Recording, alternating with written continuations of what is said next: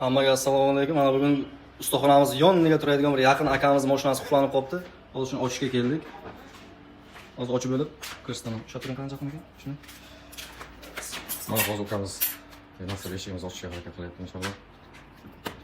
Bu 2 kun yotib nimadir yonib qolgan, o'chib qolganda akkumulyatori. Mana o'sha ukamizni chaqirdik, inshaalloh o'sha ukamiz shuni ochib beradilar. Qo'lida ko'rmasin ukamizdan. Shunaqa xizmatlar bo'lsa, kimga kerak bo'lsa aloqaga chiqsangiz bo'ladi.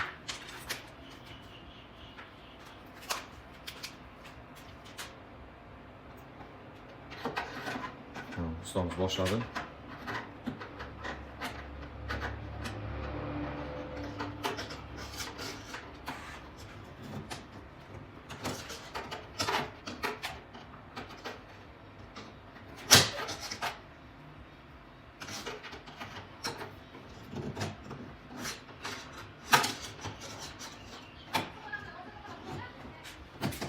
Iloj bo'lsa hammaga maslahatim kalt ichiga qoldirmanglar. Hozir akachi o'rgatadi ham.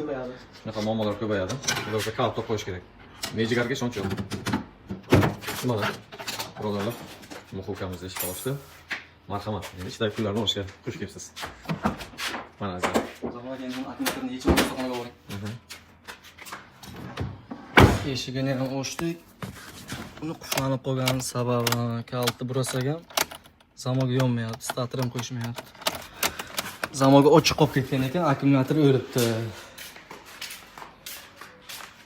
Statasi chiqibdi-da. Akkumulyatorni endi yechib olib kerak. Zaryadlab beraman. Kimga shunaqa xizmatlar kerak bo'lsa, borib xizmat ko'rsatishga tayyormiz. Monkar avtoga aloqaga chiqing. Hammaga rahmat.